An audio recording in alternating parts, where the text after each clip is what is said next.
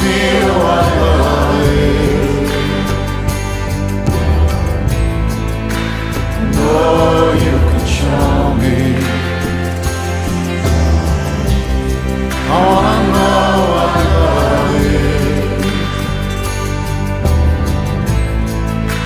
I want you to show me. I wanna feel what love is. I know that you can show me. Rupam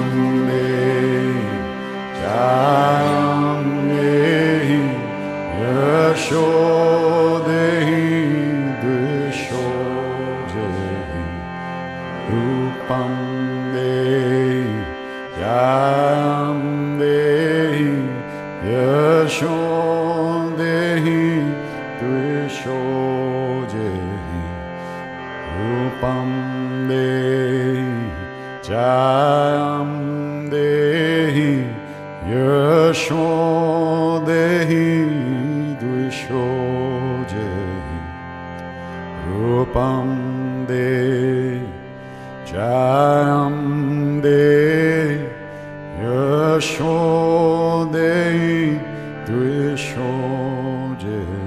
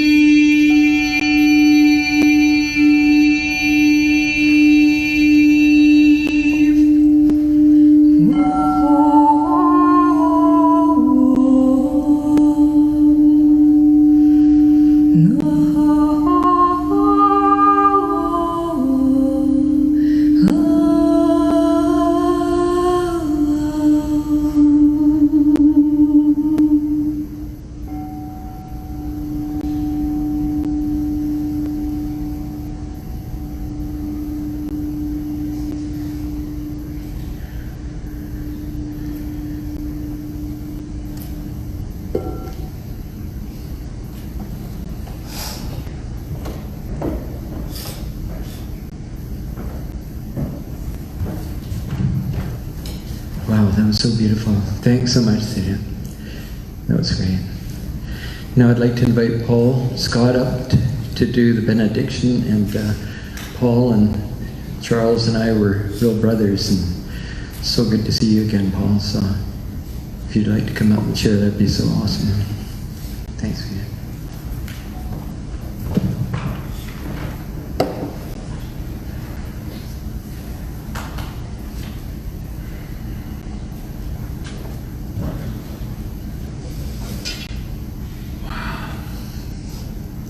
Thank you, Theda. Wow, I feel the divine here. Thank you, Barack. Yeah, my name is Paul. I'm here with my wife, Kathy. And just so honored to be here for this event. Really blessed, actually.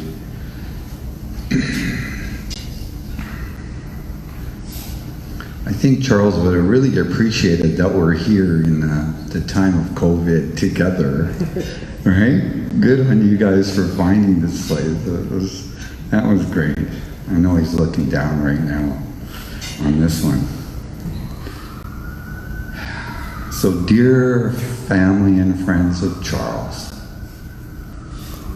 so blessed to be able to gather to honor our friend, our brother, son, and husband, and champion of so many, our beloved Charles Norman Holmes. Gratitude for the magnificence of Charles's zest for this life is in every one of us here today. Kathy and I have endless memories of adventures in the Matrix with our adamantly sovereign friend.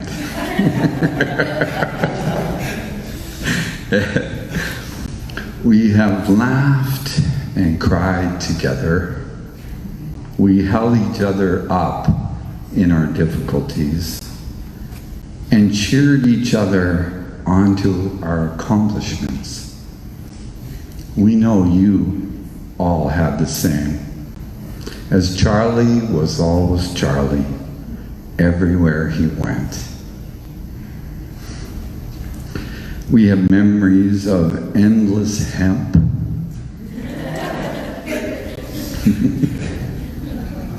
a lot of shakes, a shared dream of a conscious planet, and ice cream parties with his beloved wind. Charlie always maintained that ice cream was bought here by aliens, and so we should eat it.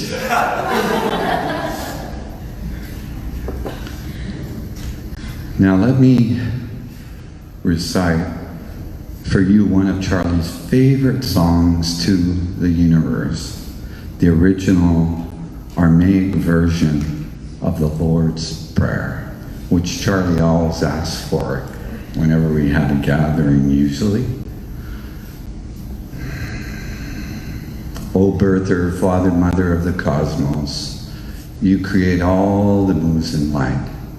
Focus your light within us, make it useful as the rays of the beacon show the way. Create your reign of unity now through our fiery hearts and our willing hands. Your one desire then acts with ours, as in all light, so in all form. Grant what we need each day in the manna of your presence and insight, sustenance for the call of growing new life. Loosen the cords of mistaken perceptions as we release the strands we hold of others' guilt.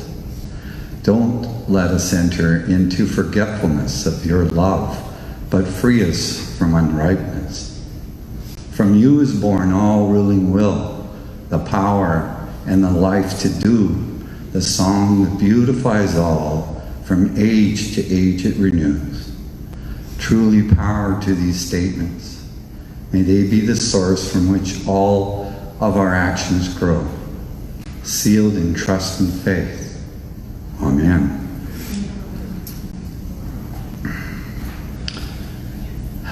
And now let us give a benediction, a blessing, a rite of passage for Charles with this brief meditation. So I invite you all now, if you feel comfortable, to just for a moment close our eyes. And as we relax into this space here now, feeling the breath, feeling every cell, relaxing into the space, see Charles before you. Look deeply and gently into his eyes. That beautiful smile that only Charles could do in the way he did it. And as you inhale, receive the genius that he leaves as a gift to you. His perseverance, his gratitude, his honor, his truly sovereign spirit, his entire life here with you.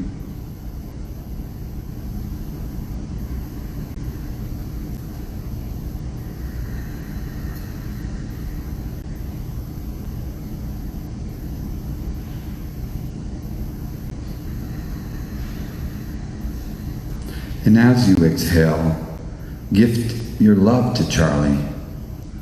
Appreciate all of his vitality, his passion, his incredibly unique expression of his love and his life. And at the same time, he spent here with you. Put these memories of your love, Charles, and his for you in your heart, yours for all time.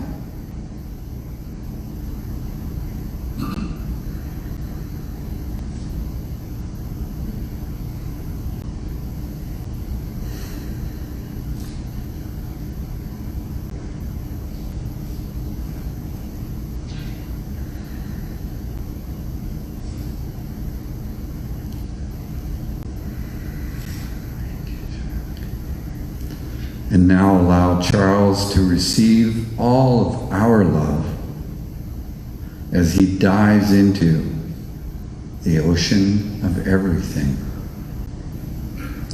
into the universal sea of love, knowing he was seen here, his gifts appreciated here, his love given, and his love received here. His time well spent. Let us share this prayer together. Creator, thank you for taking our beloved Charles into your healing and protective light, bringing him home, complete and whole, to rest in the love of all that is. We give thanks as it is so.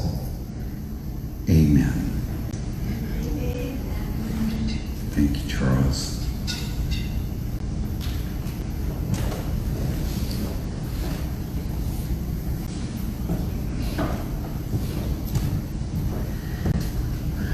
Wow, Paul, that was beautiful. Thank you. Next, I want to bring up Jerry Devoyne, and Charles and Wynne just loved his music, and every year they'd go to his Christmas celebration, loved the singing and chanting, and you've been sending me some pictures from that, and I've been touched by those to see them. And he's helped you a lot with your health issues as well. And we're so glad to have you here today to sing. And so if you want to come, Jerry, it'd be great to have you. Thank you, Rock. Yeah, I was thinking about all, like Brock was saying, that Wind and Charles would come and I remember they brought me a box of all the wonderful products. It was like Christmas. Said, here, eat this. It is good for you. And that happened many, many times over the years. And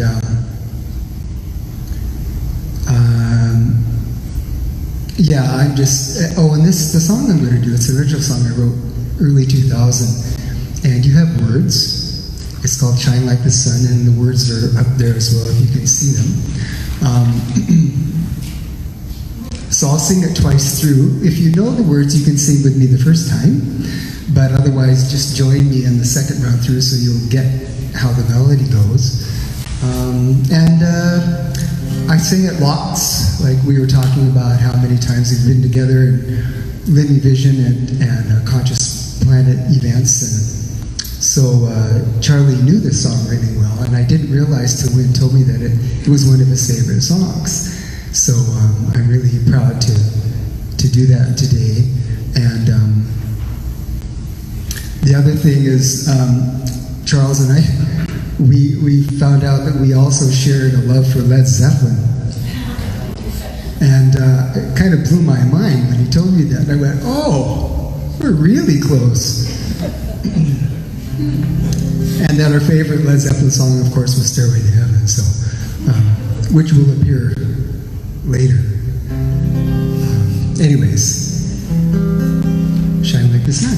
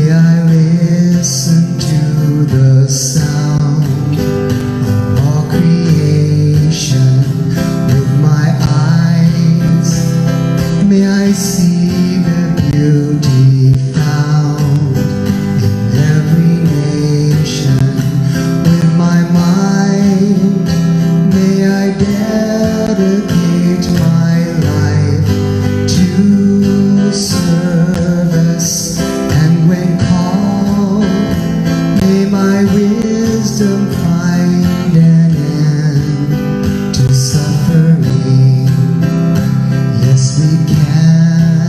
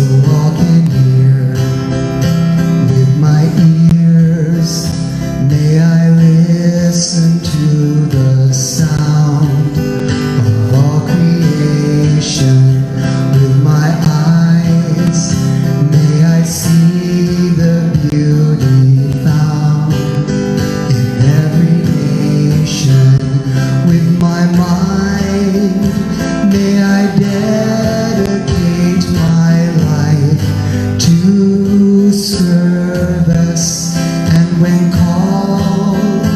May my wisdom find an end to suffering. Yes, we can. We can live in peace right now. Sing like a mountain. Yes, we can.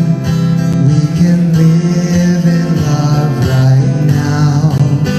Flow like a river with this song.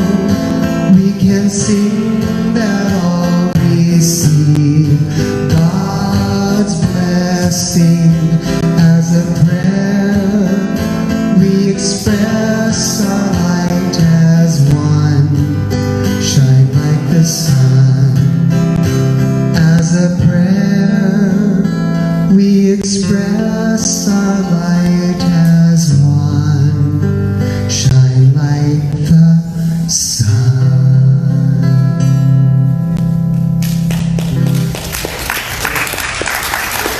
Thank you, Chuck. Thanks so much, Jerry. That was beautiful, and I can see why you guys went every year to that celebration. That was fantastic. Are you going to jump off there? I'm going to jump. You're kidding. I can't. Sean will give you a hand. I'm going to. That's Thanks, Jerry. That was excellent. I'm so grateful to be a part of this day, celebrating the incredible life of Charles Holmes. And I want to thank you all for being here. I know you're all very special to him. Sadly, we had to narrow it down to 50 people because there could be thousands here today. People from all over the world that Charles loved and touched. And I want to introduce the Holmes family. Wind, so great. And Angela and husband Anthony, thank you guys for being here. And Samantha at the back, thanks. And it's too bad that Ken and your mom Donna couldn't be here today, but they're in our thoughts, that's for sure. I want to thank Sean Susie on the sound and the tech things, and great job. And Sada Kanakan, who's doing making the place look so beautiful and creating such a great energy and so many things. And I think we created a really good team with Win. The four of us were really good. So thanks so much you guys are amazing.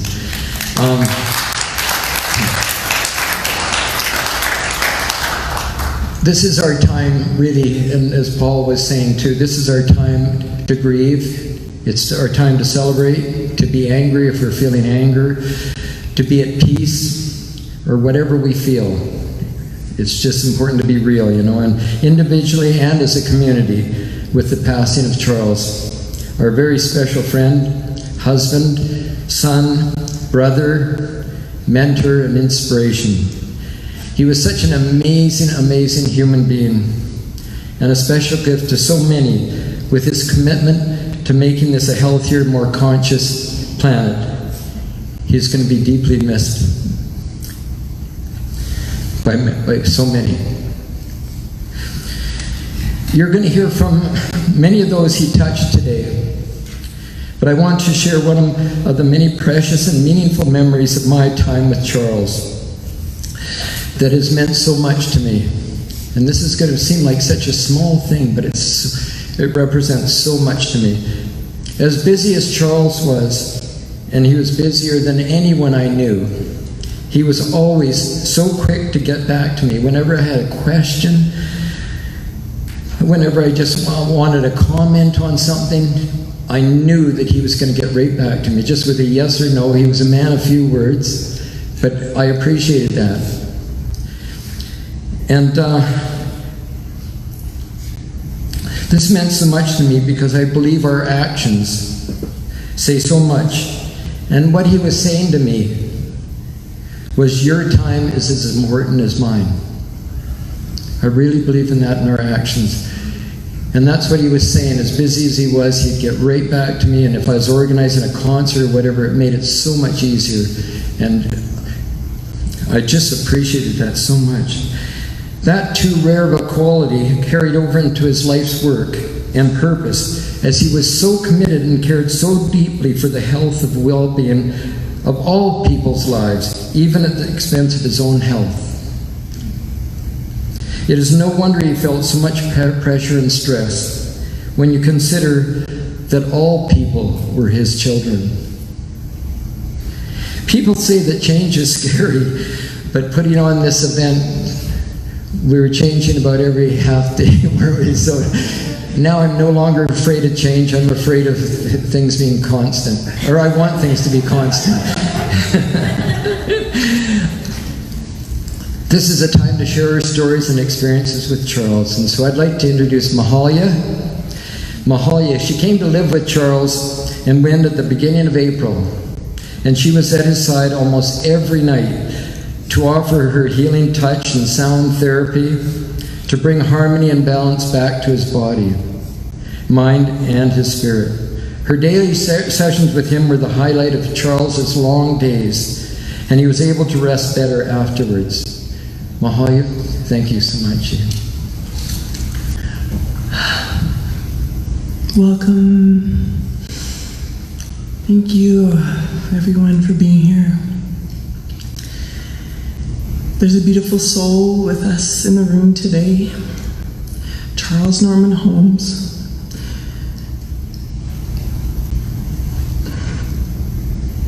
Who made this final transition into spirit on July 3rd with the most auspicious timing during the return of the Neowise comet, a triple eclipse, and radiant full moon energy. Impeccable timing. He is present in our hearts, and we come together to celebrate his life and the impact he made in each of our lives. I first met Charles and his beloved wife, Wind, 25 years ago in Qualicum Beach, where we came to live together and have a ton of fun in a quaint little wellness home on the beach. I felt warmly embraced by the Holmes family, and will always remember these humble beginnings each of us had. Charles was so full of life, always smiling and sharing his sweet little giggle, his radiant and wise, crystal clear blue eyes glowing with spirit and enthusiasm for bringing wellness to the world, including his passion for reflexology, meditation, and raising consciousness.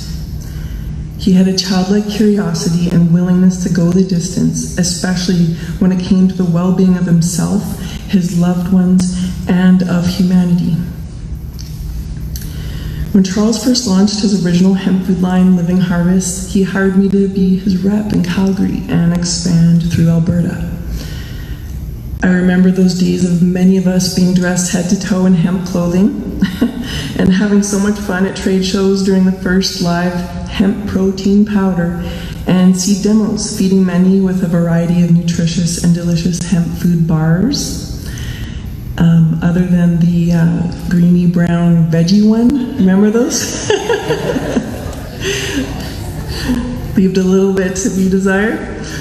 I was always deeply inspired by his generosity of spirit, his kindness and his vision, gifting and feeding as many as he could with hemp-based nutritional products, while educating from a fire lit up in his heart about their benefits. From Living Harvest to Conscious Planet to Planet Hemp and Hempco, the results and testimonies of healing with hemp and his recipes of products speak for themselves. Our deep soul connection brought me back from Arizona this past April to live with Charles and Wind at their dream home on the lake. Only this time to be a loving support, and especially to Charles in his most difficult last few months. I was honored to offer my healing touch and be a shoulder for him to lean on. I was by his side every night and able to communicate with Charles, allowing him to let go and feel heard even though he couldn't speak. He didn't want anyone to see him suffer, especially his family. We had sacred whiteboard moments where he would take a felt and write his thoughts and feelings on the board for me to read, and the community who were all gathered there with him. Somehow he trusted me with his deepest pain and was able to weep in my arms. He also trusted me and all of us with his dreams of the future for his land and for humanity's freedom from such suffering, his wish, his desire for peace and health on this planet, and his willingness to go the distance. I was so grateful to be in his presence and have these profound teachings from one of my greatest teachers, to be willing to let go and also to never give up dreaming. On the eve of July 3rd, during his soul's ascension, Wind and I played one of his favorite songs, as Jerry said, Stairway to Heaven. And halfway through, at a space in the lyrics, we heard Charles's voice above our heads. No more playing small. And then his sweet little giggle. There's a beautiful soul with us today and always. And he is Charles Norman Holmes. Thank you. Thanks so much, Mahalia. I love those green bars. But I like the sweeter ones better. But we'd always get both, wouldn't we, Will? Clint and Charles have been like brothers for many years. He came to live with Charles and Wind and dedicated his time to be with Charles and became his voice when Charles couldn't speak anymore, taking care of all of his business and personal affairs that needed tending to. I'd like to welcome Clint to come up and share. Thanks, Clint. Our brother Charles. Family, friend, mentor.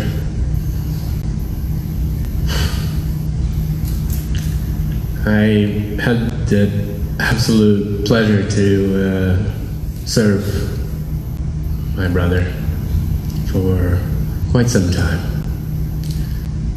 To see him in absolute health and to see him, to feel him in spirit. He was a rebel like no other. His thing with government and medical system and all that, legendary. He, in November of last year, ended up with a trach and a feeding tube.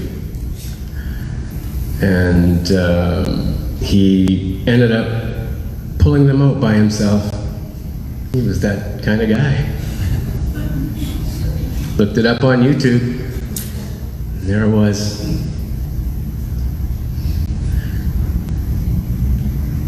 There was a time when Charles and I had a conversation about what would happen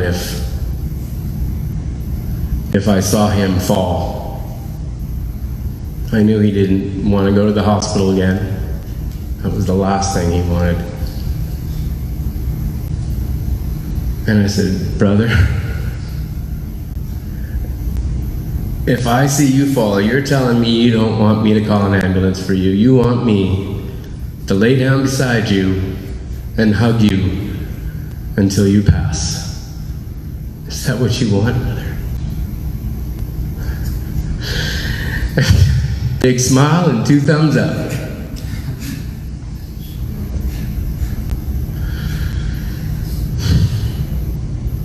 Charles was not about grieving, but he accepted it. We must grieve if we must grieve. But his thing was get the gratitude as soon as you can. Because he's not gone. It's right here, right now, in each of us, forever.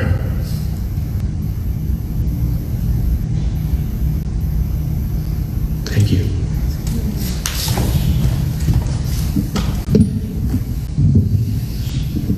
Thanks so much, Clint. Next we have Sada Kanakin, and she is been a wonderful long time loyal friend to the Holmes family, and it seems like lifetimes, and especially to Charles.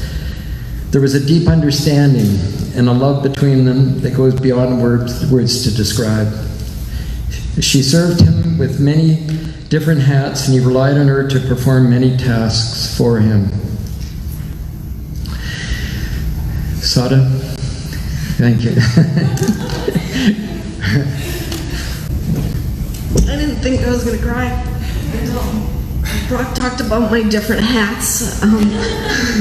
Boy, did I have a lot of hats for Charles. Anyways, I wasn't really sure what I was going to say. But first, I'd just like to ask if we could hold the space and not clap after people speak. Just to allow the energy to be present, because clapping actually disrupts the energy. And I know the intention for us is to clap because, of course, it's really hard when you get all choked up and you don't want to cry with a whole bunch of people staring at you. But so be it. Cry, it's a good time to cry. Gathering in community is really important because we hold space not only for each other, but we also hold space for the family, who, even though Charles is really important to all of us, they have more to deal with. They have more heartbreak to heal. And it's important for us to share in that and just be here for them. So sometimes our tears help them not have so many.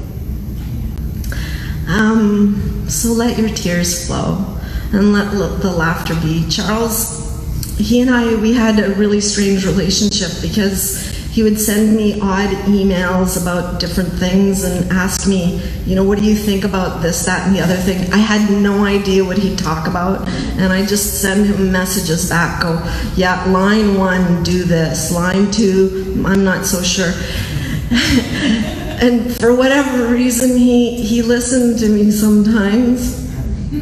And I always told him, just don't give me the real details, because then my brain gets in the way.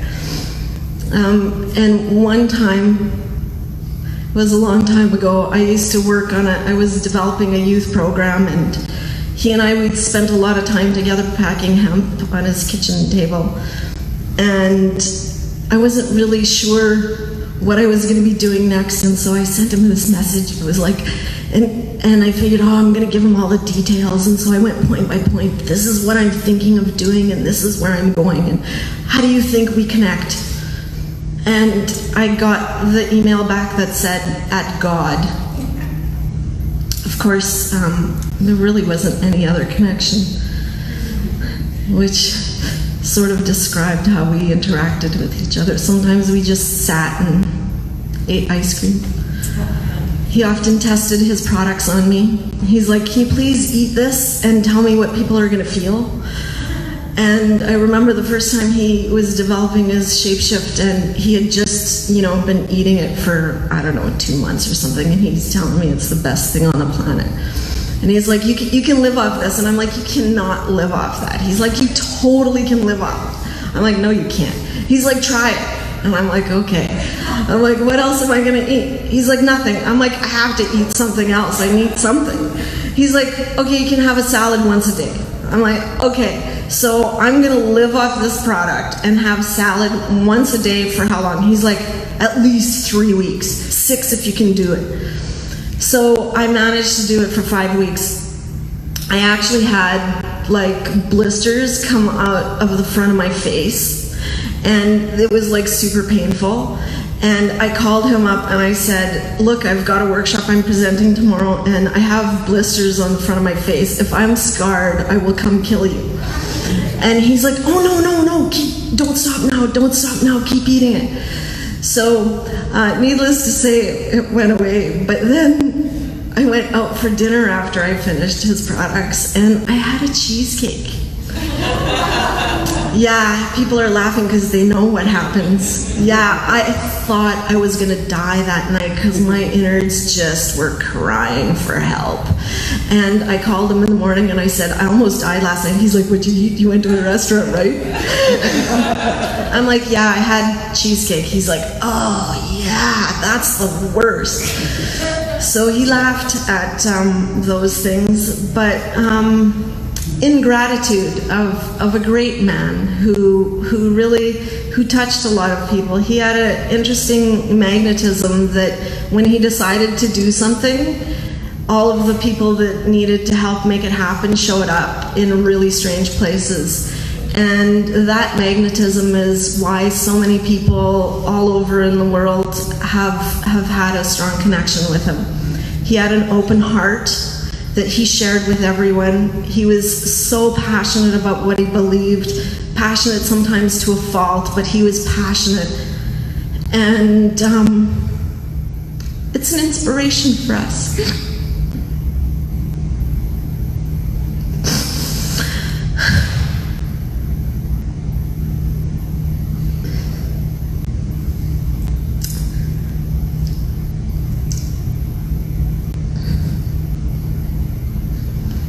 I think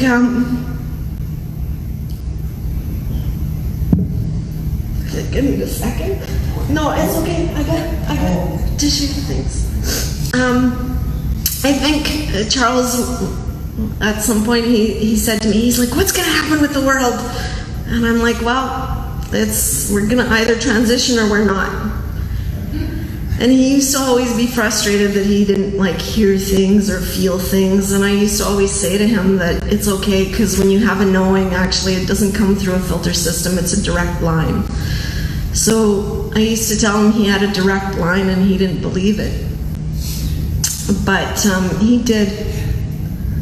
He had a direct line and sometimes we didn't understand it. And I think he, with his inspiration and all the things that he did for so many, he brought us to this point and taught us how to be with each other and how to have passion and drive and never give up on the things that you believe in. And I think there's lots for us to learn around that passion and drive, and there's also lots to us to learn when it's too much. And so may we all hold that deep in our heart and know that, every time we take a breath, somewhere on this planet we're breathing in a molecule of Charles. Thank you. Thanks so much, Sarah. I got to move this up really high for our next speaker. It's Jesse Pedersen. He was a long ball hitter in the World Golf Championships, and he's actually ranked in the top 5 in the world, which is pretty amazing. I don't know, how many of you know about golf? A little bit about golf, okay, because I'm going to tell a story shortly, and it's nice if you know a bit about golf.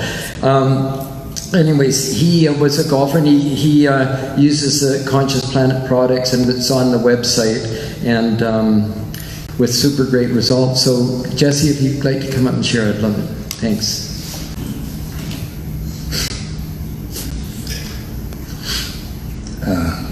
Thanks for being here and thanks for having me.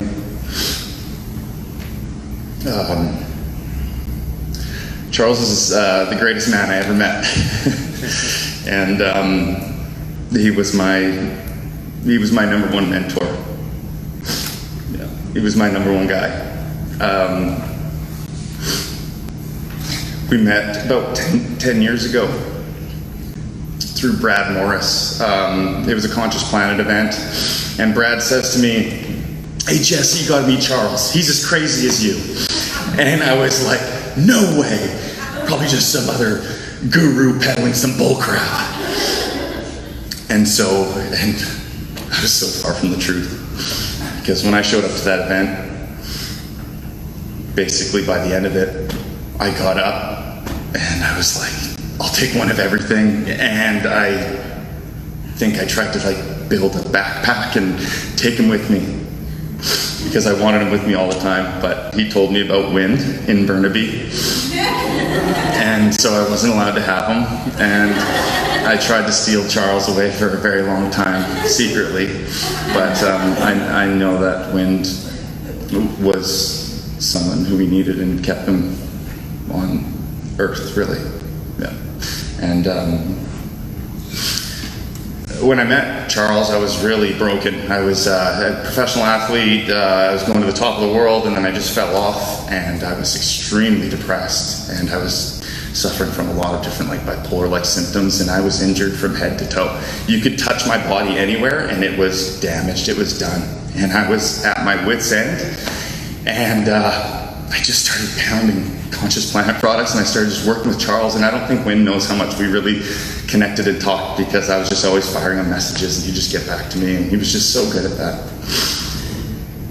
He used to just talk about homeostasis and how basically out of balance I was. And we got there. We got to homeostasis after about maybe 3 years, and I was very clear, and I had no injuries, and I went from 1,000th ranked in the world to back on the world stage at the highest level, and all my dreams are coming true because of that guy, and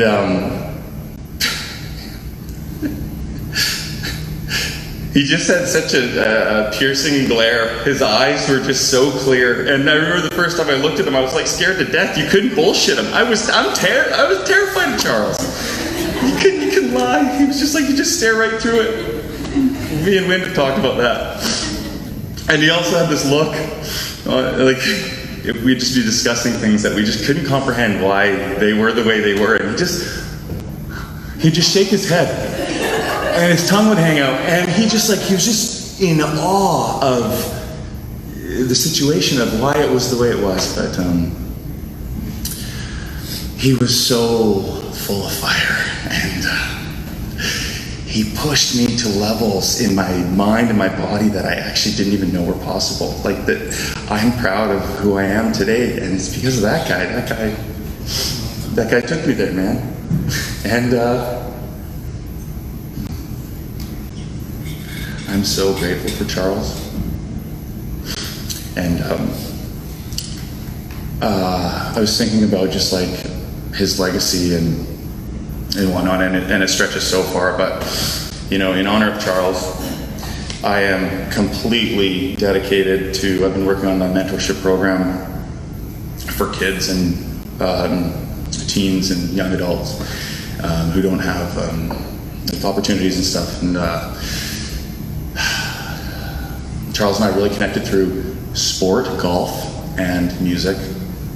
And I'm going to basically create, it's going to be big, it's going to be global business model where I'm going to have a bunch of kids being mentored who don't have a chance, free mentorship, and help them understand business and life. And so that's kind of what Charles is fired me up to do, is to pass on what he gave me. He gave me knowledge that I never dreamed I would ever have, and I'm just infinitely grateful for Charles. And obviously he lives through us, right? I thought he was going to be around. I thought he was going to be around for me and him to do something large in business together, but we are. So thank you very much. Thank you. Thanks so much, Jess. I always called Charles Chip, and I know some of you may have known that. And when we'd go out golfing, Chip was a different person. It was just, we would laugh so hard. Oh gosh, it was unbelievable. But Jesse, you hit a long ball. You've seen Charles hit a ball, right? Yeah. For a normal person, he hits a long ball, not very in comparison to you, but he hit a long ball. And we'd play for a loonie. And I called him easy loony, because he hit a long ball off the tee, and I would be 100 yards short of his ball. But he was kind of macho too when he got out in the golf course, and he just really wanted to crank that thing. Well, in golf, it's not about how hard you swing, because it's not with the arms, it's more with your body, with your core. But just before he'd tee off, I'd go up beside him and I'd say, Charles, I think if you swing a little harder, it'll go farther. And that was the worst thing, and I have that problem where I go hard at it. So anyways, chances were that he was going to go into the bushes to the left or right when he did that, and so I'd win a loony on that hole. But it was great, because I'd always call him Easy Loony, and I'd call him a chip off the old Brock, and we just had so much fun out there. And I'll tell you another story shortly, but I want to introduce our next speaker, who's Maureen Edwardson. And so Maureen, she has been a wonderful friend to the Holmes family for many years as well. And she initially came to Charles and Wind as a Conscious Planet member, and they all hit it off right away, and her cheerful, graceful disposition. She offered many healing sessions of her inner resonance technology, and especially in the last few months of Charles' life. Her presence brought him so much peace and comfort. So thanks so much, Maureen. Thank you. Well, hello, Charles. We know he's here.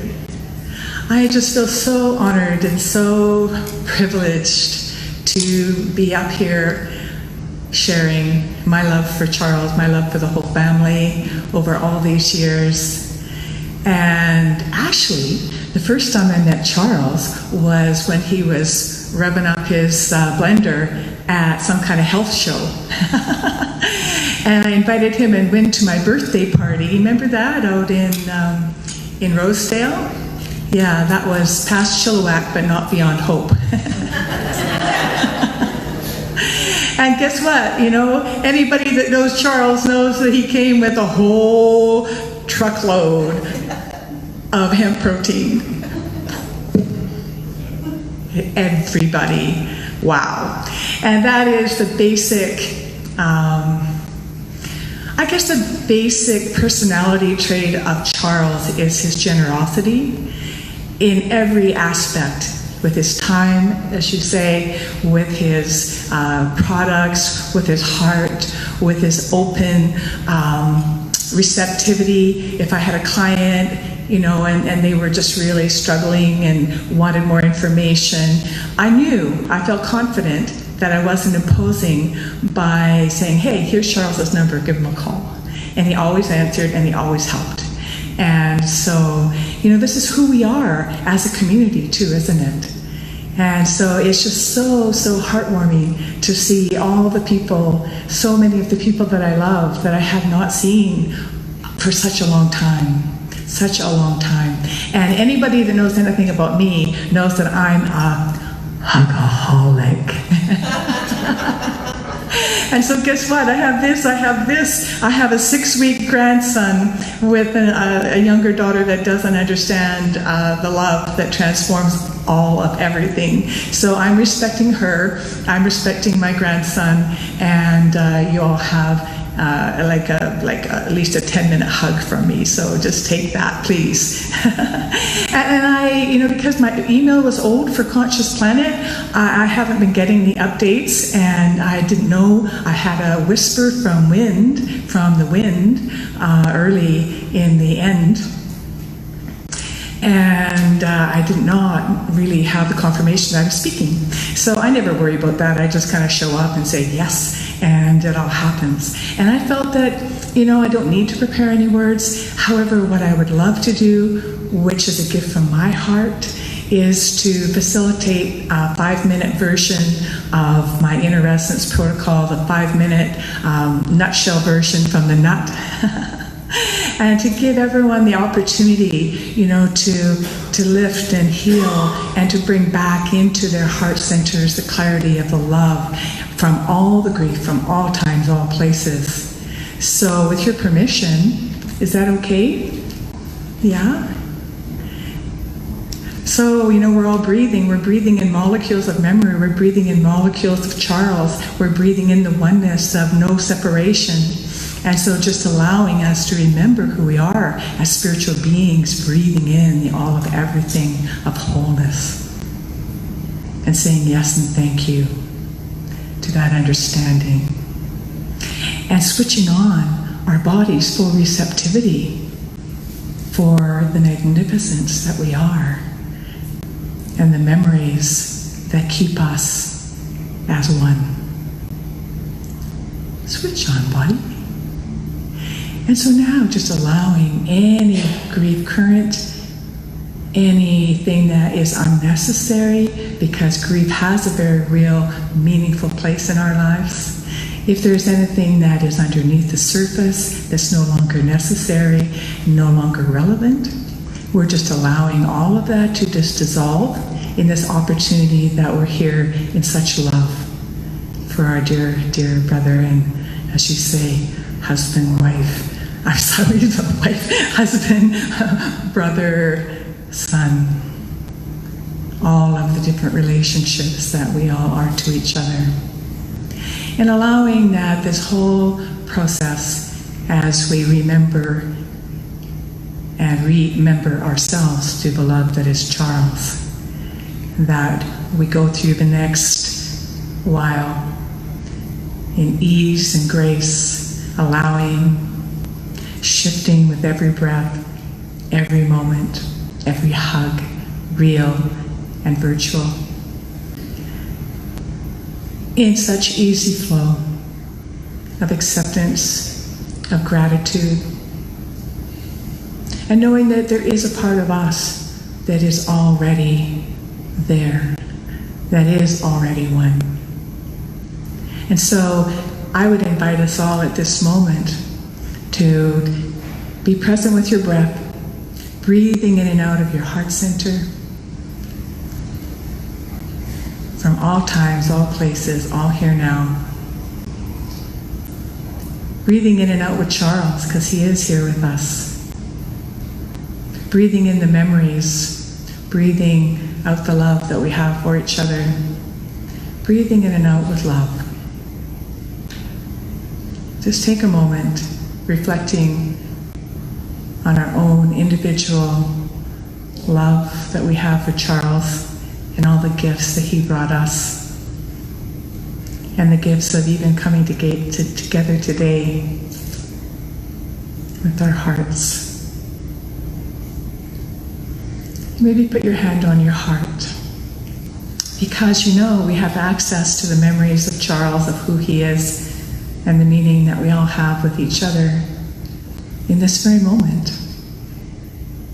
The chemistry of love, the frequency of freedom to be more of ourselves than ever before because of our love with Charles and the example he was for us. And I invite you to take 3 deeper breaths, that when you're breathing out, you're just letting go of your hand, touching your heart. Breathing out, just letting your hand drop. And breathing in and touching your heart. And breathing out, letting go. And one more time, just breathing in and touching your heart. And letting go. So that's the magic that's already embedded in your heart. And once you have it programmed in there with all the love, all the memories, it's a frequency, it's a chemistry, it's indivisible, it's not separate from. Bippity boppity boo. One is all it takes. Thank you so much. Thank you so much.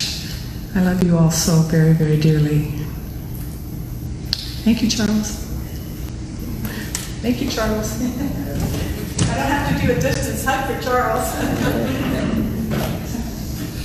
Sherry also first met Charles through Conscious Planet, and they became like, I had in here like brothers, because I thought Colin was going to speak, but brother and sister, really.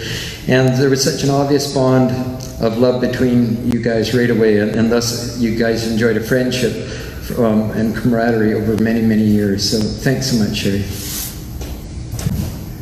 Hello, everyone. Wow.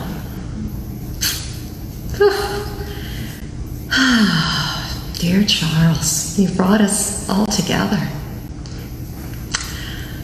I am here for my partner Colin and me. I didn't think I was going to speak today, so I'm just going to wing it from my heart. Colin met Charles through his mom, and we were in Hawaii. I lived in Hawaii, and Colin was living with me at the time. And his mom met Charles and Wind. And Colin had to come back to BC for some family reunion. Anyways, his mom says, Colin, you gotta come meet Charles. And he showed up at a Conscious Planet meeting, and they just hit it off. And here Colin was this construction roofer, didn't know about really health. I was really the one who got him introduced more to health and healing and consciousness. And then Charles came into his life as well. Anyways, they hit it off. They were like brothers, past life connection, pretty amazing. Warriors of spirit. And then we decided to switch homes with the Holmes. And they came to Maui, and we met, and we just hit it off like we've known each other forever. It was pretty amazing. So we spent this beautiful time. I had a health and healing practice, so I started contacting Angela and Samantha and started selling the products, and they were, just went really fast and easy. And we just became amazing friends. The healing sessions, Charles just melted. It was so beautiful we moved to BC, and I didn't think we were going to be here this long, but we are. And we even became closer with the whole family. And in Charles's busy life, he would, come for healing sessions, and his openness and his consciousness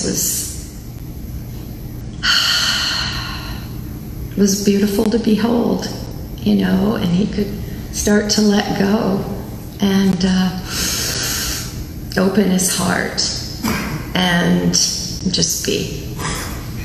So, dear Charles, he's a brother, absolute soul brother. Wind and Charles are dearest friends. Colin had a difficult time connecting with certain people, but him and Charles they had a bond. It's really strange that Charles passed on Colin's 60th birthday. So that was pretty intense. And, he was just such a heart brother to all of us, and reminded us, inspired us, his drive, his passion. Someone else was saying, absolutely. And I just so grateful that I've met Wind and Charles, and he continues to be an inspiration. I feel like any time we call on him. And another thing I wanted to share, that path of healing and transformation that we're all on. It's such a unique journey, and everybody's journey is really unique, and you can't compare any of it. And I just want to say, in that absolute uniqueness of our soul and our soul's path, we never know what it's going to take. And we think it could be the most difficult, but that opens us up to the next. And let's just keep our hearts open, and for the compassion to just stream forth. So thank you all. Thanks so much. So picture this, we're on the green. We're on a par 3 hole. Okay, it's a par 3 because you're expected to get it on the green in 1 and in 2 putt. That's average. If you're 1 below that, it's a birdie. If 1 above that, then it's a bogey. So we're on this par 3 down in Point Roberts where Wilma and I have a cabin. And we're on the tee, and the green is sloping down towards where you're teeing off, so it's quite a slope. And in front of that green is this huge, monstrous sand trap. So anyways, I get up first and I hit into that darn sand trap, and I think, oh, I'm gonna lose a loonie for sure. And Charles is so good with his irons, especially off the tee with the irons. So he hits it onto the green about 12 feet from the pin, or the hole. It's called a hole, or a pin where the flag is. So he's 15 or 12 feet from the pin. I'm in the sand trap. I chop away at it. I get out in 2, and I go 20 feet past the pin. So now I'm line 3, and he's line 1, closer to the hole. So I putt first, the person furthest away putts first. So I putt first, and I just missed the hole. I was about this far from the hole. I tap it in, and I get a 5. Now all he has to do is 3 putt from 12 feet to win the hole. But I go up beside Charles, or Chip, I call him. I go up beside Chip, and I whisper to him again, Chip, we rarely get a birdie. Now if you really go for that hole, don't just try to be close, really go for it. I think you can get a birdie. So Chip, with that face, he looks at me, and so Chip, he's all excited. And so he putts, because he was excited, he putted it too hard. And I'll tell you, that ball picked up speed, went into that big bunker that I was in front of the green, and he was in there. I couldn't even see him in there, and I heard him chopping away at the ball.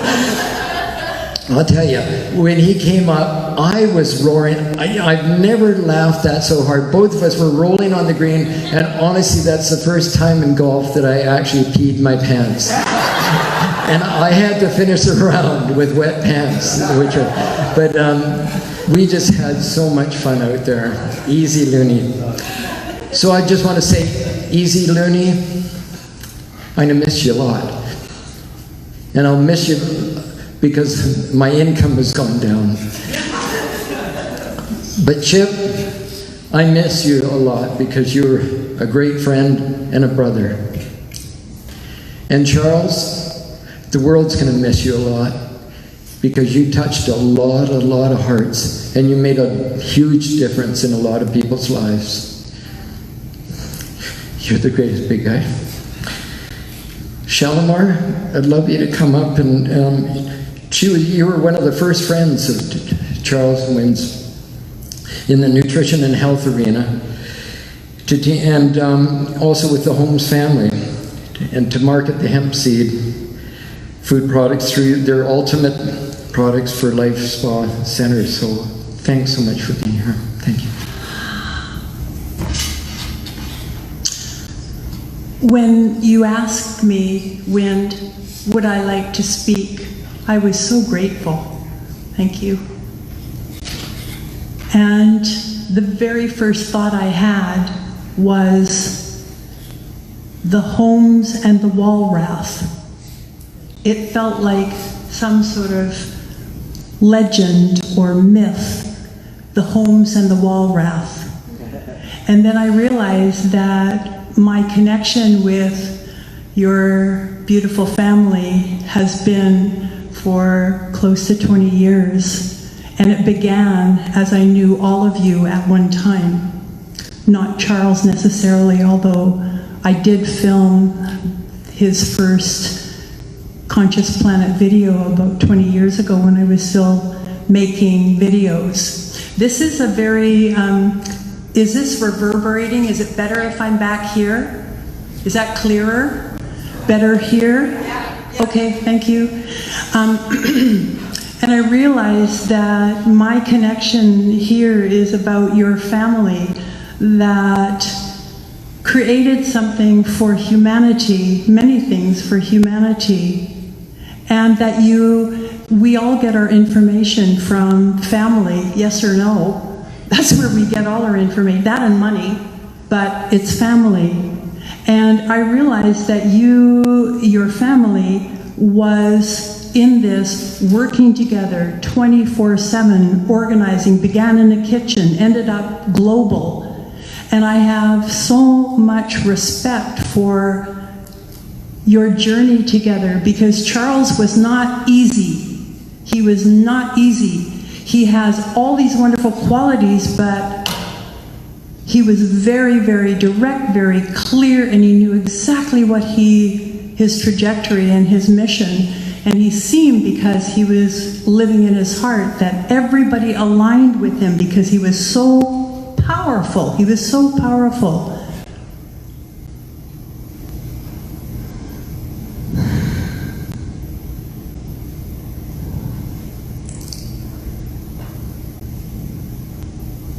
Gratitude to you, Wind, for being this magnificent driven person, accomplishable person, partner, because I do not see him fulfilling without you at his side. And so when we talk about Charles and all his incredible gifts, to have a support like yours is something remarkable. It's extraordinary. And I want to thank you, because of your support for Charles enabled him to fly, and you were always beside him. His vision became your vision. And I think that's true, Angie, of you and your Papa Ken and Samantha, that you aligned with somebody who is so extraordinary in our community, and you got to be his family. And it doesn't matter that you wrangled, and it doesn't matter that you came to incredible harmony and incredible production for humanity. You did it. Samantha, you did it. Angie, you did it. Ken, you did it. But Wind, I have so much gratitude for you. You're like honestly, you're just so powerful to me. Such a bright, bright light. I'm just so grateful to know you. And I'm so grateful to know your family and to have been part of this trajectory that has the possibility of shifting humanity as it has. And I feel something else about Charles. Here we are with this weight of our governing bodies upon us, and we're finally, it's becoming so incredible, we're going, hell no, hell no. And didn't Charles say hell no like 20, 30 years ago? And wasn't he on the very path that we're all now claiming sovereignty? This guy was already sovereign. He'd already given his, may I say that? His social insurance number back. He had become a free man before he passed. Did you know that?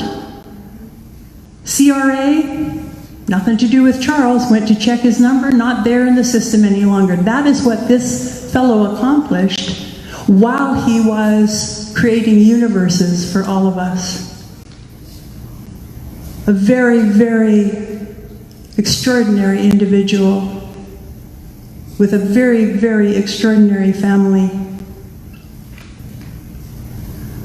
I honor you all. I'm just in awe.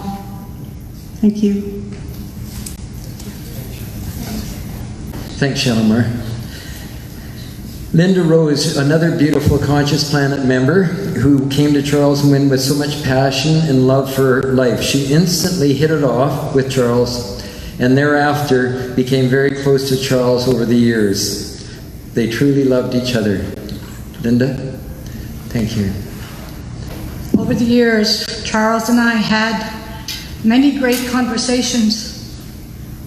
But one of the conversations we would always talk about was one of Charles's dreams. And his dream was to build a community. My dream was to build a community. And I would tell Charles, the minute you have the land, I'm there. I'm giving my notice, I'm quitting whatever I'm doing, and I'm right by your side. It seems that every time we got together, that's all we talked about, because our dream was so strong. We wanted to build something good. We wanted to build something great. We wanted to build love, peace, harmony, joy for this planet and for everyone around. So for me, who is Charles Holmes? And Brock, I think we must have wrote part of this together. He was a son, he was a brother, he was a husband, he was a partner, he was a great friend, and for some he was even a leader. Charles Holmes inspired. Charles Holmes mentored. He believed, he hoped, he imagined, and especially he dreamt. What was Charles Holmes? Well, for many of us, but especially for me, Charles was love. And that love for many is what drove him to a strong desire of one day building a great community. One of his biggest dreams was to build that very community. A community that would grow in life, a community that would share, a community that would be filled with like-minded people, and a community that would be filled with unconditional love. He had desperately wanted to build that community that would support one another, a community where the beautiful souls residing within would interact lovingly with each other, a community that would continually grow with each other. He dreamt and wanted for all within that community to have a strong enough bond between them all, and that within that bond, all would feel safe enough to be able to share even the deepest experiences of their lives. Right, Mahalia? And of not being afraid to share even all of the life's pains, hurts, and struggles. He had hoped to build a community where the souls within would feel safe, nurtured, peaceful, and especially free. He also dreamt of building valuable relationships, and he did exactly that, and a deeper sense of belonging. Oh my, and how he was passionate. And when he sank his teeth into a cause, he devoured that cause with great gusto as he set forth to accomplish the task at hand. He always simply refused to quit. Charles, you may feel that that community never came to full fruition, but today, my soul brother, you were wrong, for you indeed did build that beautiful community, and a strong community that you had for so long dreamt of building. Look around this room. Look at all the people here. Look at all of the beautiful souls that are here to honor you on this special day. We might not all be living together, but we are all here loving together, and we are here loving Charles. You are here now with your community, and you will always be here with your community. You will always be in our hearts, in our souls, in our minds, in our lives, no matter where you are. You have chosen well. You have always done well. And now you can finally rest easy, my friend. Your battle was hard and the road was long, but you have done good for sure. You indeed did build that marvelous community that we so often talked about. I think, in fact, it's what we all talked about. It's what we talked about all the time. We are all of us here, the above mentioned, and a big part of that was because of you. It was because of your dream, it was because you believed, and it was because you loved. So now, my sweet friend and brother, in order for all of us to be complete, there is but one more task at hand that needs to be fulfilled for this your precious community. You can now watch over all of us. You can continue to guide us. And you can always please continue to love us as we have always loved you, Charles, unconditionally. I will always love you, and I wish to say thank you for having been with you, and for you being in my life with me, and for all that you have inspired in me, and for all that you have done for me and my family, and for those around me. You will indeed be terribly missed, but Charles, you will never be forgotten. Charles and I would often talk way outside the box. I was born with the gift of insight, and Charles and I would fly pretty high on some of those conversations. And we dreamt big. And now, I talk to Charles when I'm out in my garden, and he's there with me, and he talks back to me. But Shalimar, I loved everything you had to say, and even though this is Charles's day, we must not forget wind that is here. Because for me, wind was definitely the wind beneath his wings. And for that, sister, I love you. And I thank you. There was a strong wind warning the day you guys met, that's for sure. Charles's family, you guys were so musical. You played a lot of music and everything, and I wish I had that in my family when I was younger. Samantha is the youngest sister who inherited the Holmes musical talent and the love of song. Charles loved singing with Samantha, and they got together often to jam and share family times. He adored his little sister. Here is Samantha to play a song. I'm shaking.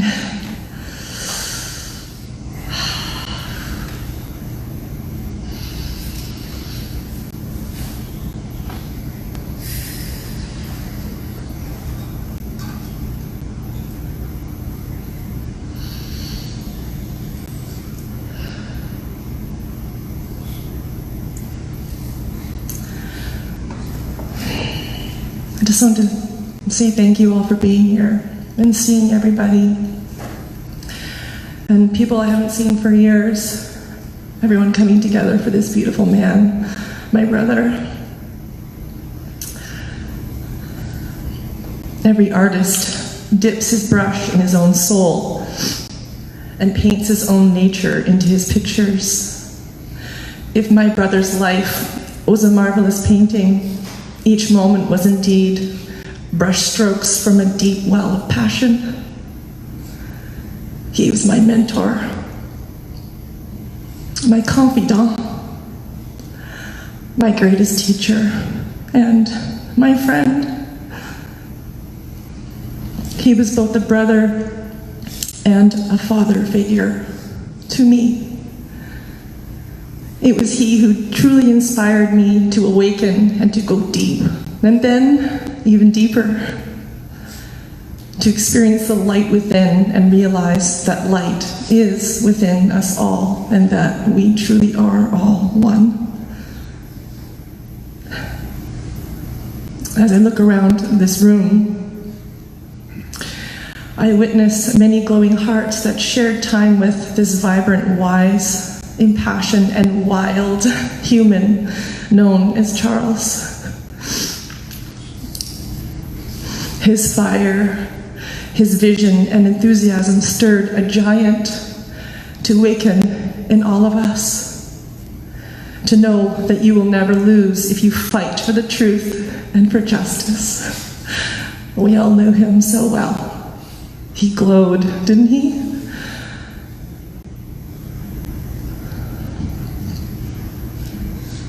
He glowed with that inner fire that urged you to unplug, to disconnect from a system that enslaves, and to reconnect with the body and the mind and the spirit, and to experience the light from within.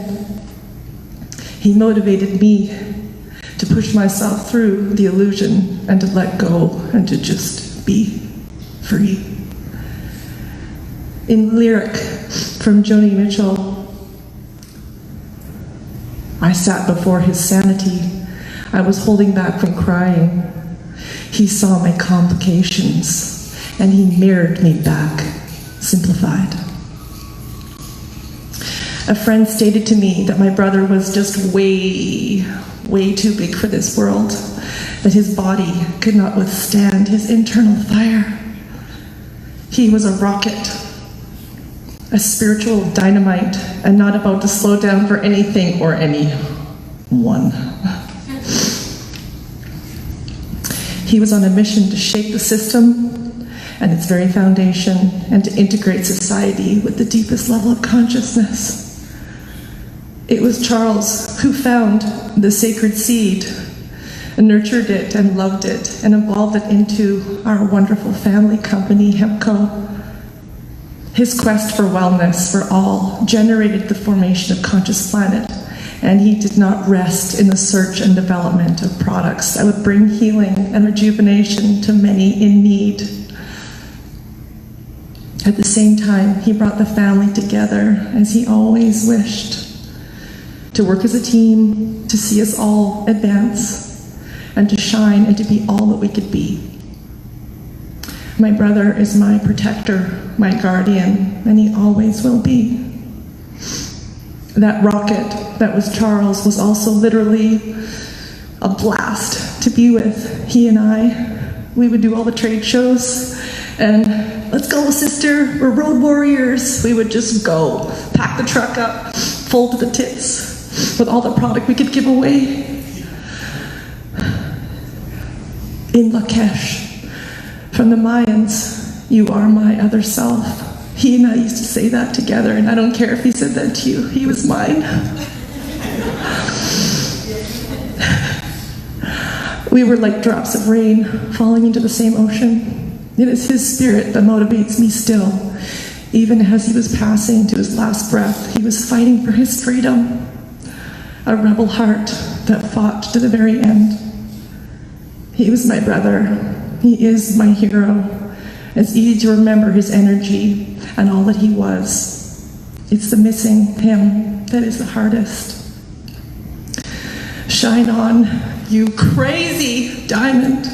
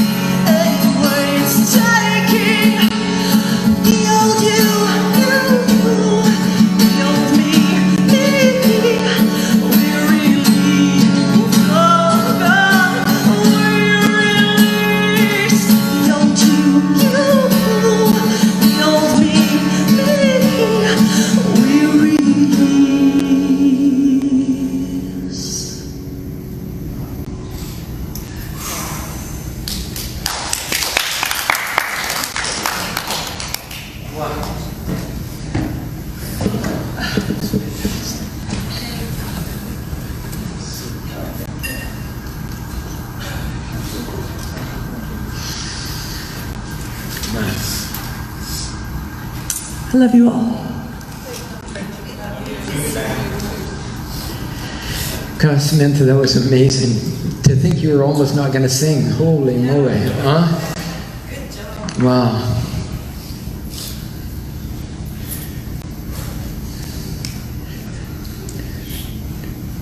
Did you write that song? That's beautiful.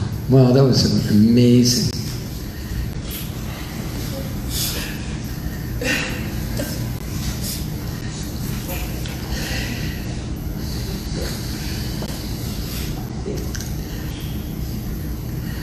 I talked to 3 people from the hotel. They said there's no rush. I think we've touched them with our amazing energy, so they said don't worry about the time. I'm so anal with time, so I've organized so many things. But we're almost done here, and wow. Thanks again, Samantha, for sharing. Angela was going to share, but her partner Anthony is going to share instead, so thanks so much.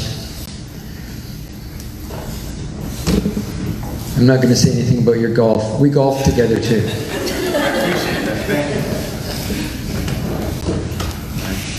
Hi everybody. I can't speak on behalf of my wife's relationship with her brother.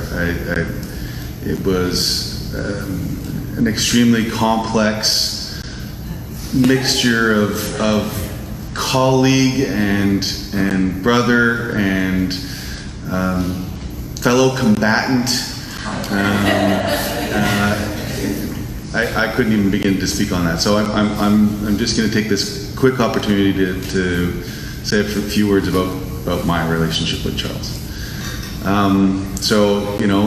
It's funny. Everybody called him brother, but he was like, the first person I called brother that wasn't my birth brother, and he called it to me first. As soon as Angie and I got together, he started calling me brother right away. For me, that was really the relationship that I had with him. It wasn't really, the mentor or the visionary or the captain of industry or the health side of things or any of those things. He was just my brother, and we kind of had more the sibling rivalry type of relationship. I was the skeptic and the one that he had to convince, and sometimes he did, sometimes he didn't, and we picked on each other mercilessly. Just when we would go golfing, he had this golf club.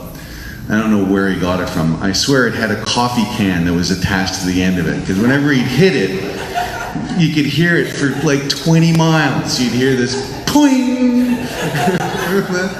And yeah, he did. He would just, his favorite saying about golf was grip it and rip it. He just loved to hit that ball. As much as we didn't share necessarily everything from a worldview perspective, or or disagreed on certain things, we really got along famously.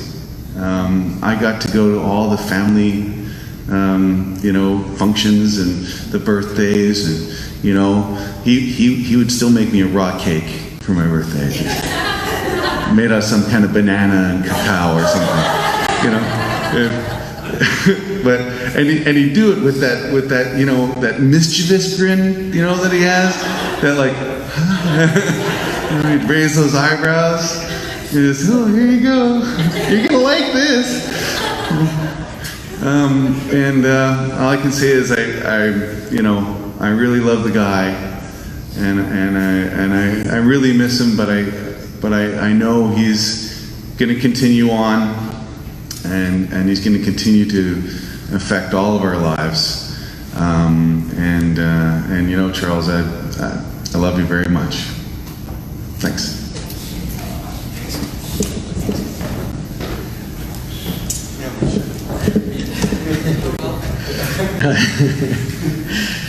Well,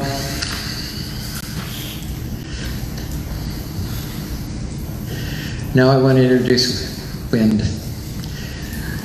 She was the wind between not his legs, no. Beneath his wings. Is this being streamed all over the world? No, okay.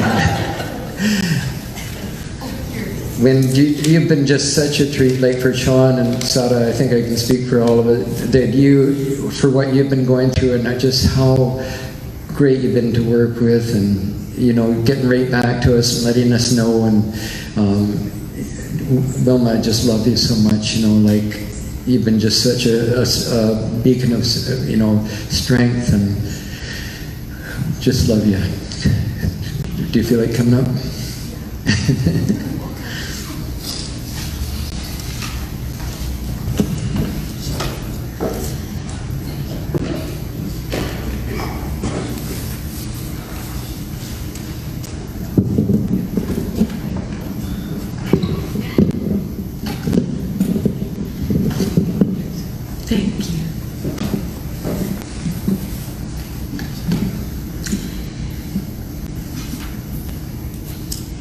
Loved red, so there's red flowers at the back and a beautiful Holmes tablecloth that Paul and Kathy brought back from India, and a red book to write in, and Charles took the red pill. He did.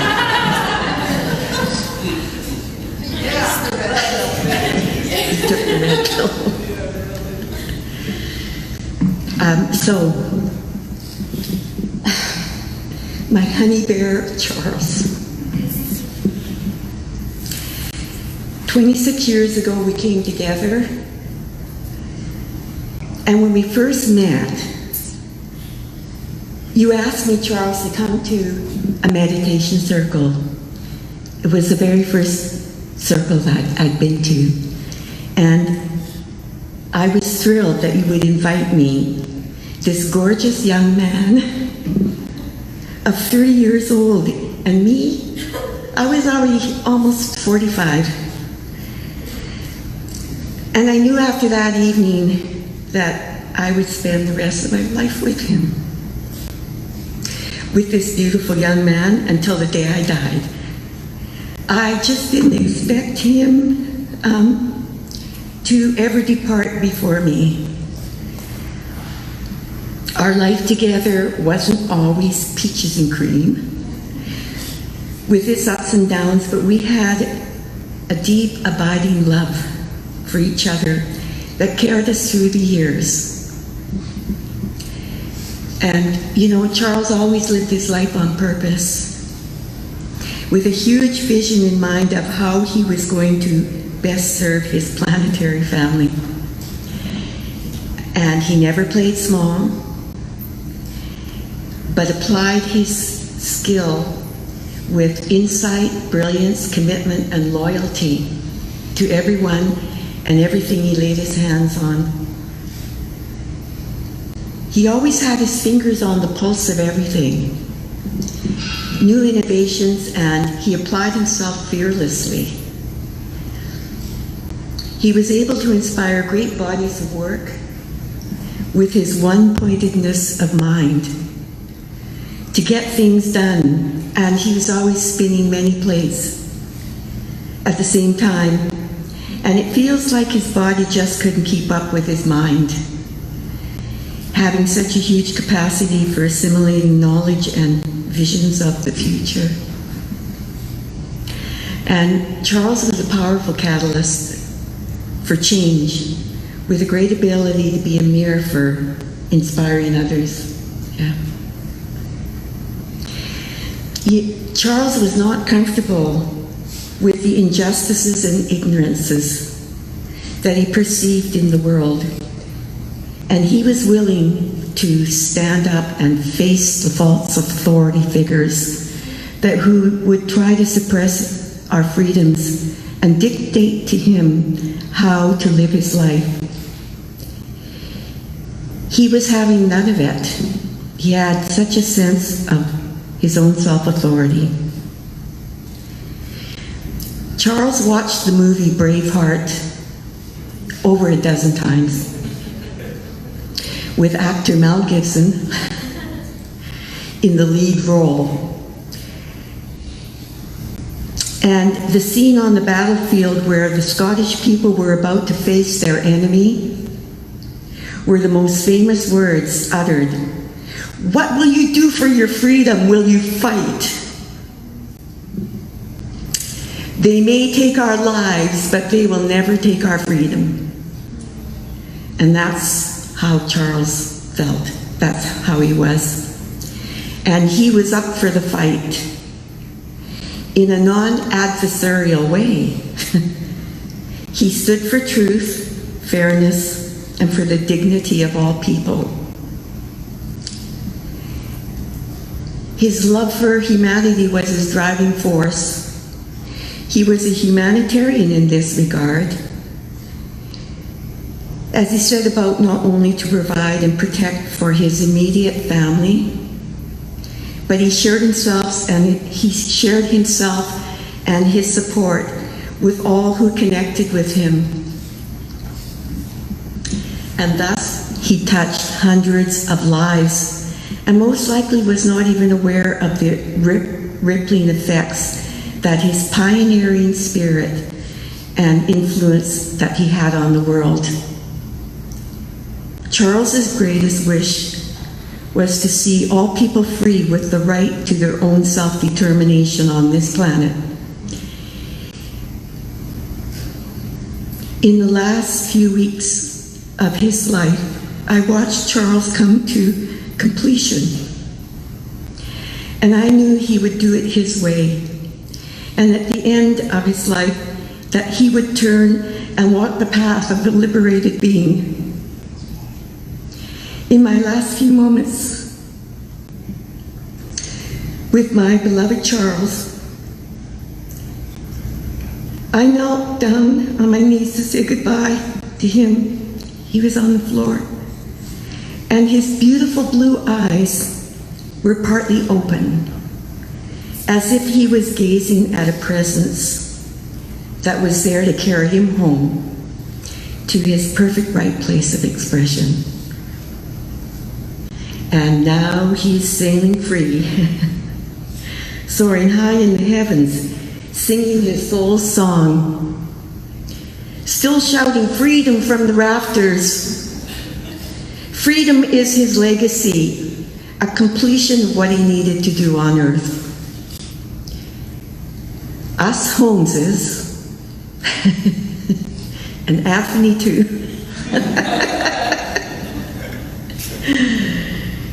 we thank all of you for coming today to share your love and to share your thoughts, to remember and honor a great soul, Charles Norman Holmes.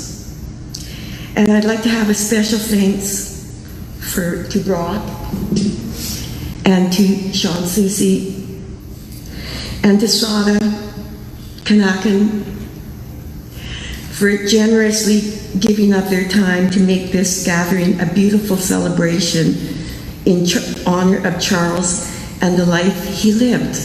And thank you. And so it is. Thanks so much, Wendy. Wow. What a special day. We're going to finish off. Sean, thanks again, eh? You guys were great friends, and you meant a lot to Charles. And you guys have worked on a lot of videos together for Conscious Planet and other things, and he was always so grateful. The video that Sean's put together with pictures from Charles from childbirth up was, we talked about it so much, what songs we should play in there, favorite songs of Charles, but in the end we went with 3 songs that Charles sang. And I'm so glad we did that. The middle song is Endless Love. The third song is the Hemp Song. And the first song is I Am Grateful. The second song, Endless Love, is one that he wrote for Wind. And it's really, it's beautiful. What you put together is unbelievable. So thanks so much. I just want to, I told I told Lynn that I would look really hard for it, but I wasn't able to find it. And I will still post it if I find it on an old hard drive. But there's 2 songs where there's drums and one where he's singing with not Samantha, but the fella that did the piano. Oh, Edwin. Edwin. Yeah, Edwin's not with us anymore either. But I played drums with him, with Charles, on those 2 previous, the first and the third one. And the last song was the hemp song. I just have to tell you guys this. I showed up with my drums at the studio, and Charles was there to greet me, to help me load my drums into the studio with a Superman costume on. And he said I had to wear it to track my drums. I said, no, but I'll wear the cape. So I played this song with the cape on. But I have a photo somewhere of him with that Superman costume, and I will post it. I will share it with you guys. And anyways, everything that has been said today has been said so eloquently. You guys are just wonderful people, obviously, because Charles is such a wonderful person. My heart goes out to the family. I just can't imagine what's going on. As much as it hurts me, I have no idea how much it's hard for you guys. I love you all. Here's the video.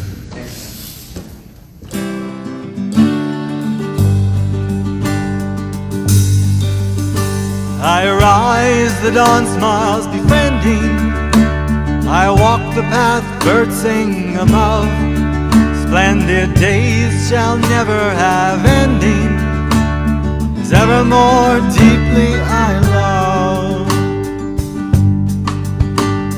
I saw only pain and misfortune. I see it all differently now. I imagine living substance creation with power to transcend time and now. I praise all of creation. I accept the diversity. For abundance I am grateful, and I flow in divinity.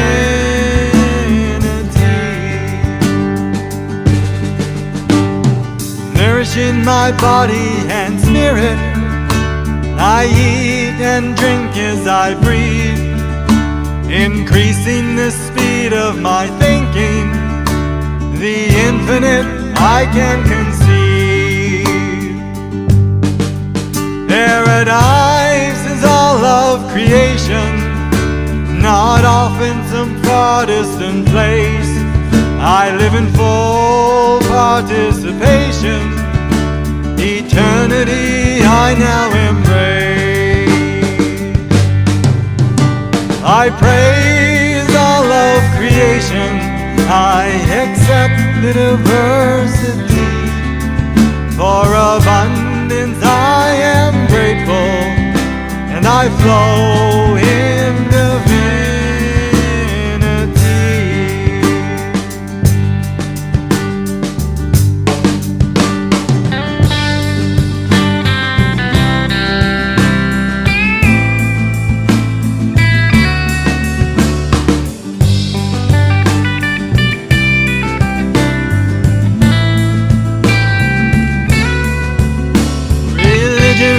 No longer serve me. I commune with Source as one. I draw from first-hand creations. I am that I am, so it is done. God's desire is conjoined creation. Man's ultimate purpose is joy for all from its contemplation. Cause and effect are all that is. I praise all of creation. I accept the diversity. For abundance I am grateful, and I flow in divinity. I praise all of creation. I accept the diversity.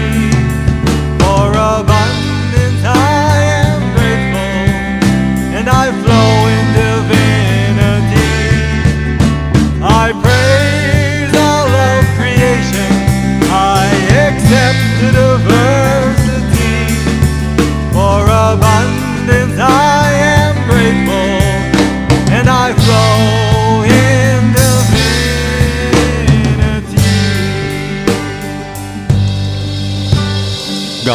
Desire is conjoint creation. Man's ultimate purpose is joy for all from its contemplation. Cause and effect are all that is.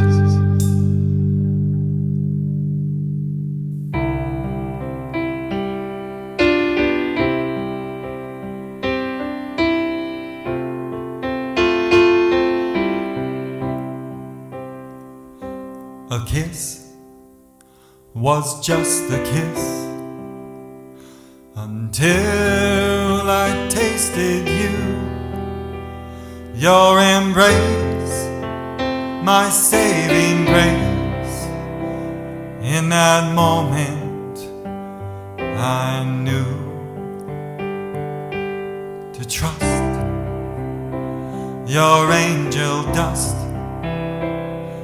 wouldn't blind me from true love, only enhance the sacred dance, the presence sent from above. Save me from the darkest depths and aging sands of time. The song of love permeates the farthest reaches of my mind. And if I fall in endless love, I fear my life will end, knowing if I do, I can truly live again. In your arms, safe from harm, you filled my empty heart. At home, never alone. From your side, I'll never part. In the light, shining bright, riches of inner wealth, you caressed my aching breast and help me find myself. You saved me from the darkest depths, the aging sands of time. The song of love permeates the farthest reaches of my mind. And if I fall in endless love, I fear my life will end, knowing if I do, I can truly live again.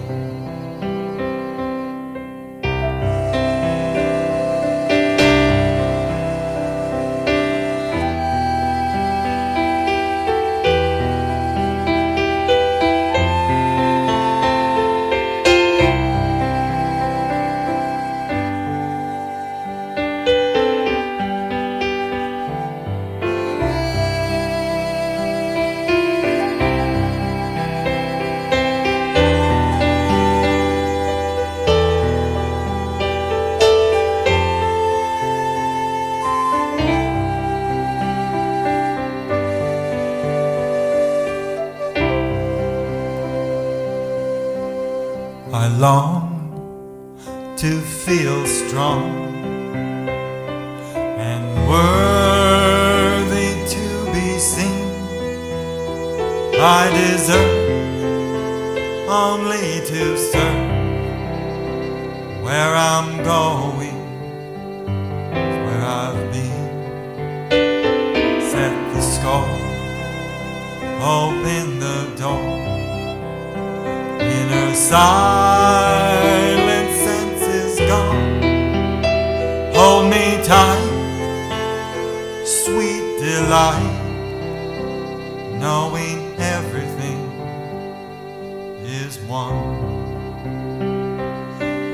You saved me from the darkest depths, the aging sands of time. The song of love permeates the farthest reaches of my mind. And if I fall in endless love, I fear my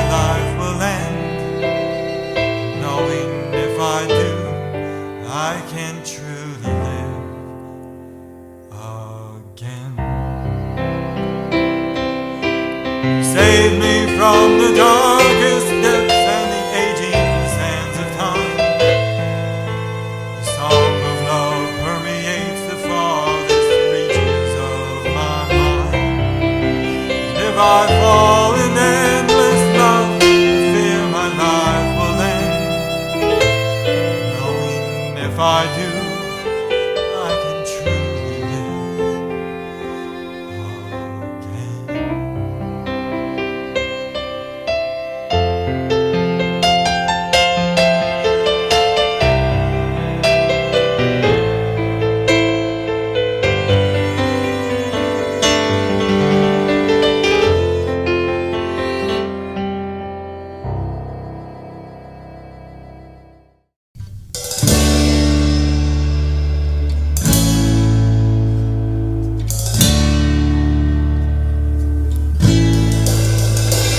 You've known me for 10,000 years, but just as many names. Often taking me for granted, you need me just the same. Cause and effect is all that is unfolding perfectly. Karma binds us to creating sustainability. Even though I may not be politically correct, trust in me, I shall rise up and gain your respect. I'll forgive you infinitely, I'll hold no contempt. I am the savior of the world. I'm dependable, available to serve your every need. Most of you don't deserve me, think I'm just a weed. I'm everywhere for everything to help man find the way. You can try and get rid of me, but I just won't go away. Even though I may not be politically correct, trust in me, I shall rise up and gain your respect. I'll forgive you infinitely, I'll hold no contempt. I am the savior of the world. You can eat seeds that satisfy, press, grind, and butter churn me. You can form fiber, wood, cut, build, and fuel burn me. You can in your temple for medicinal high. So and when keep you throughout your life.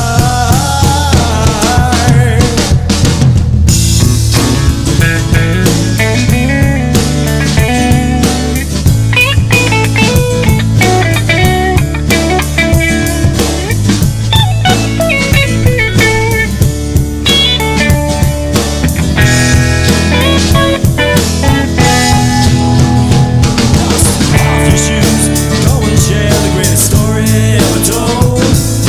Plant my seed into your heart, I'll return 100-fold.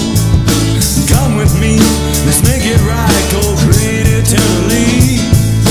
Vow to love one another, live in harmony. Even though I may not be politically correct, trust in me, I shall rise up and gain your respect. I'll forgive you infinitely, I'll hold no contempt. I am the savior of the world. You can eat me, I'm him. You can be me, I'm him. You can be me, I'm him.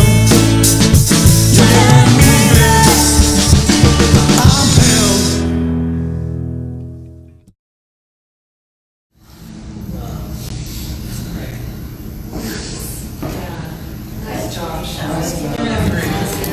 Thanks, John. Thank you. That was beautiful.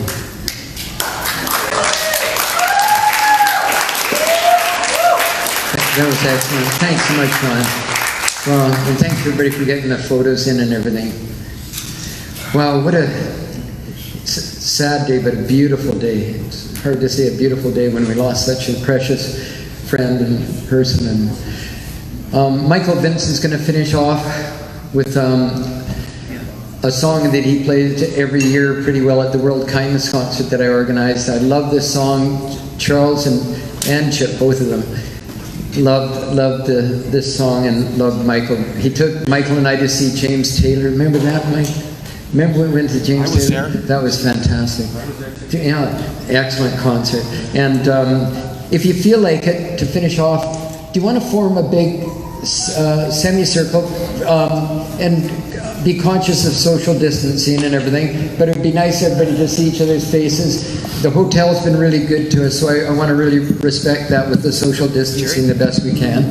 And please feel free to join in where you can on this song. Thanks again for everybody for coming. As you're leaving, Sean's going to put on Led Zeppelin's Stairway to Heaven. So, thanks again, everybody, for being here. If you feel comfortable holding hands, do that. But and then some people, if you don't. Mahalia, can you guys go to the outside so that you don't have your backs to anybody? That would be really great. Just form a nice half circle. That's really nice. Thank you. That's it. That's all I got. I'll give you lots more.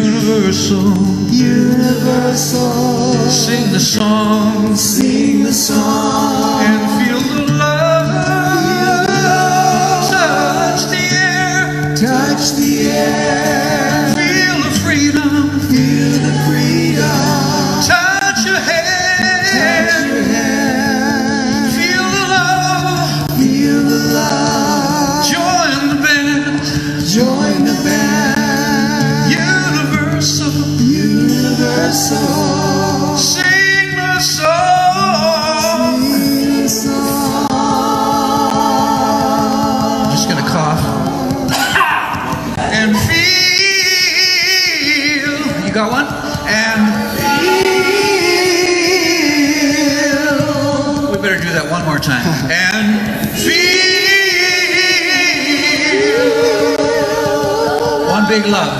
The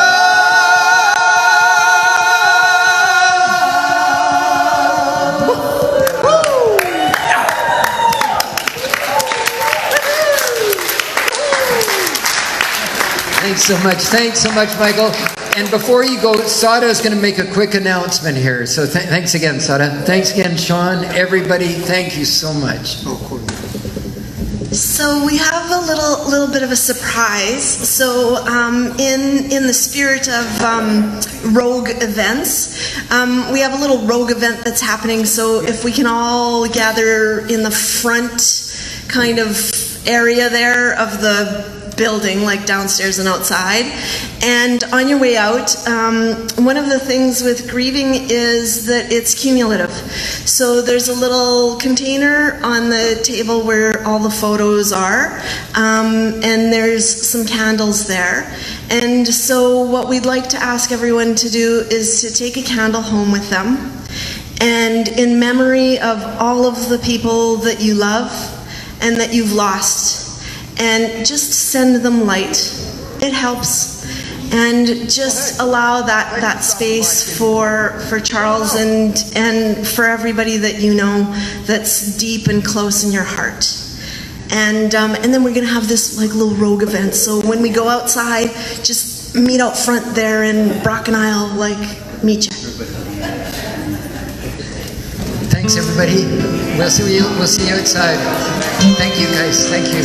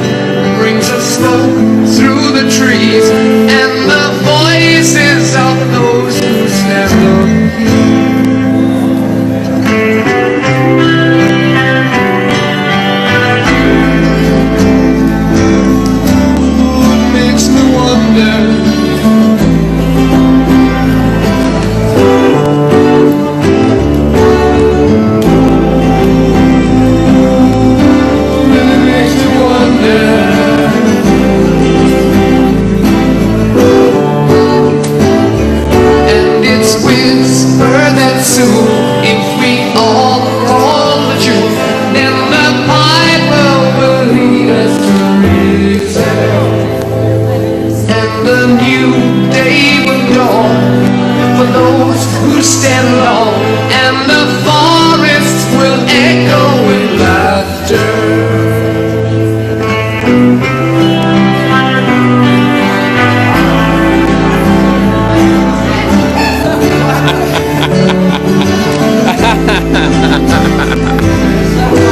Perfect.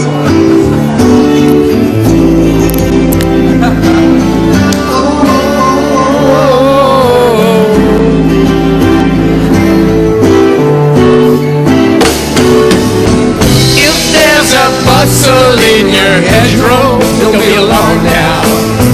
It's just a sprinkling for the May Queen. Yes, there are two paths you can go by, but in the long run, there's still time to change the road you're on.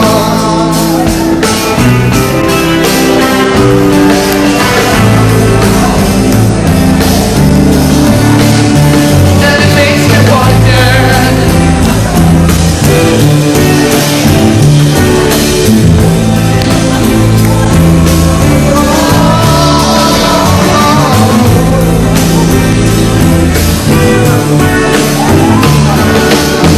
your head is humming and it won't go, in case you don't know. The piper's calling you to join him. Dear lady, can you hear the wind blow? And you know your stairway lies on the whispering wind.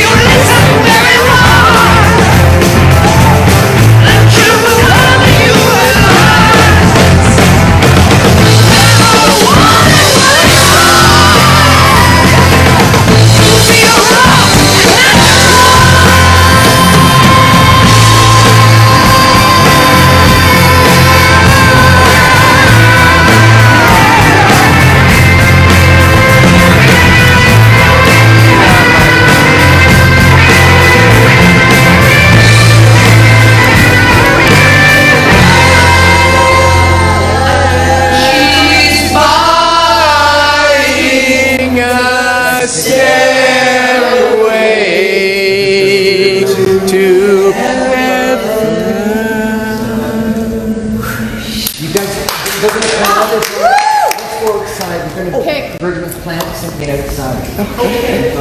For Charles. For Charles. For Charles. We love you. So love you.